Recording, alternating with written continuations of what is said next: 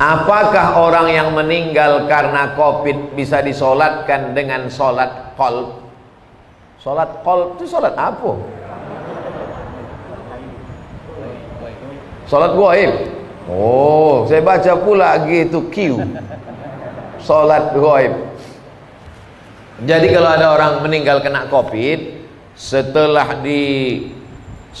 digulung sama dokter di rumah sakit pakai plastik itu, udah digulungnya pakai selasiban itu, tak bisa lagi disentuh, masuk di dalam mobil ambulan, sholatkan aja dari luar mobil tuh kalau dikasih dokter. Kalau tidak dikasihnya, langsung dikuburkannya, dikebumikannya.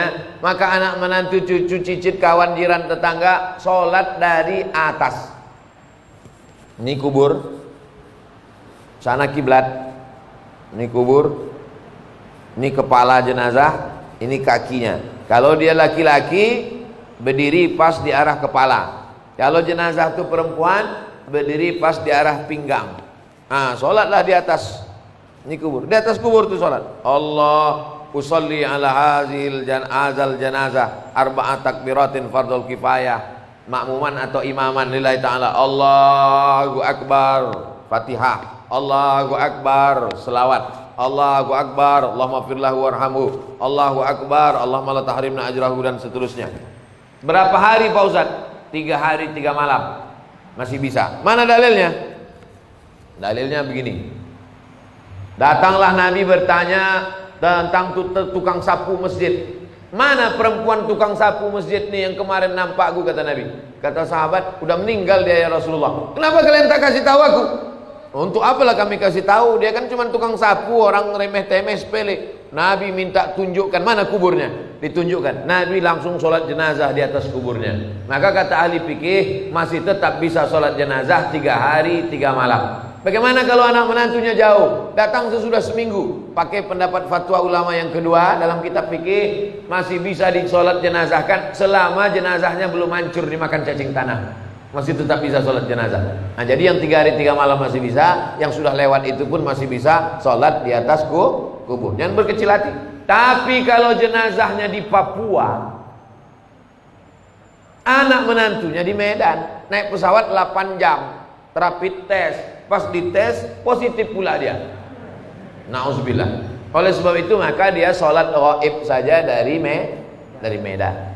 Aku sholat ghaib untuk almarhum Fulan bin Fulan di sana. Jadi dua-dua bisa dilaksanakan. Sholat yang tak ghaib bisa dilaksanakan di atas. Jangan bersedih hati karena banyak nih anak cucu keturunan jiran tetangga kawan merasa sedih karena tak bisa sholat jenazah. Bisa dilaksanakan dari atas. Wallahu a'lam bishawab. Ini tentang sholat ghaib. Apakah orang yang meninggal boleh disolatkan berulang kali? Boleh sholat jenazah berulang kali, boleh sholat ghaib berulang kali, bolak-balik. Nabi Muhammad SAW itu jenazahnya tak dibawa keluar. Jenazah Nabi itu di dalam kamar itu kecil. Maka berganti-gantian sahabat sholat keluar, berkeloter. Yang tak boleh berkali-kali itu menyembelih binatang, tak boleh. Binatang kalau sudah disembelih diangkat pisau, haram hukum. Makanya pisau itu tak boleh ditarik. Sekali. Tengoklah video saya yang motong-motong kurban.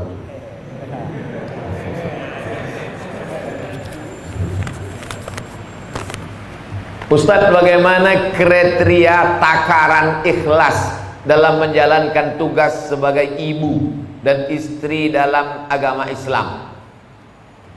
Ibu sebagai ibu, besarkan saja anak-anak ibu itu supaya ibu dapat amal jariah. Mak saya mengandung saya, menyusukan saya, melahirkan saya, meninggal dia. Sekarang saya ceramah hari ini nanti 3 kali, pagi, siang, sore. Macam makan obat ceramah ini. Mengalir pahalanya, lapang kuburnya. Walaupun dia tak pernah mengajar saya sampai S1, S2, S3, tapi dia menyuruh, sekolah kau nak. Dulu kalau pagi duduk depan rumah, lewat anak santri pesantren, apa kata dia? Kau mesti masuk pesantren. Begitu saya ada adiknya yang doktorandus, tamat dari IAIN, kau nanti mesti doktorandus. Begitu dia tahu ada orang sekolah di Makkah, kau nanti mesti sekolah ke Arab. Jadi ibu kasih motivasi, serahkan pada Allah Ta'ala, mengalir pahalanya. Itu sebagai ibu. Ibu besarkan saja anak-anak itu lillahi ta'ala, maka dia pun akan menjadi anak soleh solehah, mengalir pahalanya. Ummuka, siapa lagi ya Allah? Ya Rasulullah, ummuka. Siapa lagi ya Rasulullah? Ummuka. Itu hebatnya ibu-ibu. Maka ibu, saya yakin dan percaya, ibu-ibu mengandung itu adalah ikhlas. Belum ada lagi saya baca berita ibu-ibu menuntut ke suaminya minta bayaran per hari mengandung sekian. Belum ada lagi. Itu menunjukkan dia ikhlas karena Allah SWT melahirkan meregang nyawa, menyusukan 2 tahun lamanya, mendidik anak. Man ala thalatha banatin, siapa yang membesarkan anak 3 orang anak perempuan, fa'addabahunna, dididiknya dengan baik, wa zawwajahunna, dinikahkannya dengan orang baik-baik, wa ahsana ilaihinna, dia buat baik sampai mati, falahul jannah, surgalah baginya. Insyaallah ibu-ibu yang hadir nih semuanya ibu-ibu yang ikhlas membesarkan anak-anak, insyaallah. Amin ya rabbal alamin. Standar ikhlas itu apa Pak Ustaz? Ikhlas itu tak ada yang tahu kecuali hanya ibu dengan Allah saja. Bapak pun tak tahu, malaikat pun tak tahu, apalagi saya tak tahu. Yang tahu itu hanya ibu dan Allah Subhanahu wa taala. Sama macam ceramah ini. Siapa yang tahu Ustaz Abdul Somad ini ikhlas atau tak ikhlas? Tak ada yang tahu. Saya hanya berusaha ikhlas. Makanya di antara doa, Allahumma ja'alna minal mukhlasin. Jadikan kami orang yang diikhlaskan, bukan orang ikhlas. Kalau orang ikhlas itu mukhlisin. Kita ini selalu ingin jadi mukhlasin. Mukhlis orang ikhlas, mukhlas orang yang diikhlaskan, dijadikan ikhlas. Kita tak mau mengaku-ngaku aku orang ikhlas. Aku adalah orang yang dijadikan ikhlas. Mudah-mudahan kita ini termasuk orang yang dijadikan ikhlas. Amin. Sehubungan dengan COVID-19 yang mewajibkan kita memakai masker saat aktivitas di luar rumah. Apa hukumnya jika kita sholat pakai masker?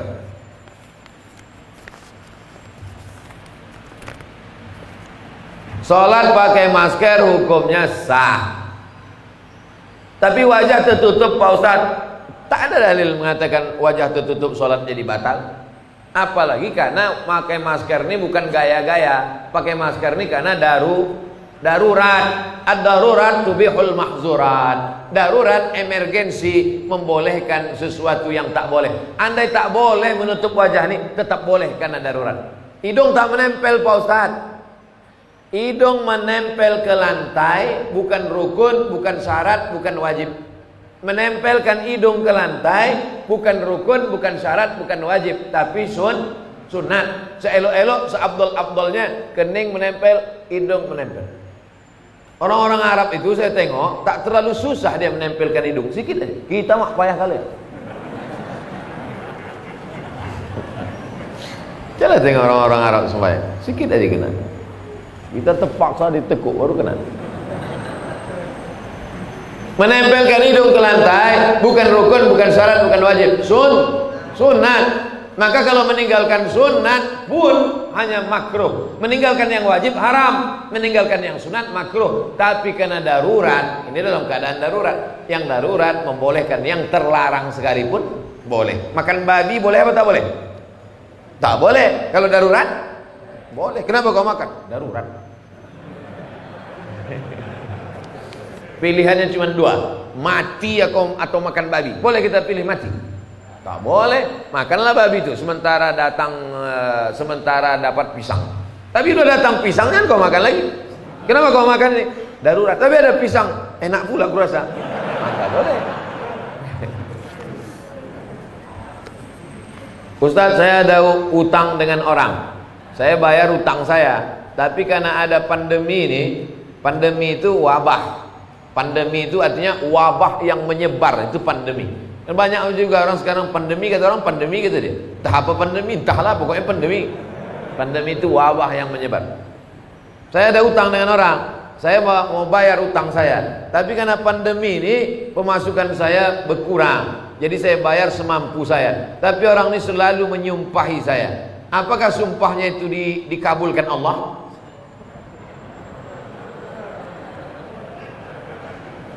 Utangnya ada 3 Pak Ibu, utangnya ada 3. Yang pertama, ya ayyuhal Al-Baqarah 282. Ya ayyuhalladzina amanu, wahai orang beriman, idza tadayantum bidainin, kalau kau menjalin transaksi utang piutang, ila ajalin musamma, sampai batas tertentu, faktubuh, tulis.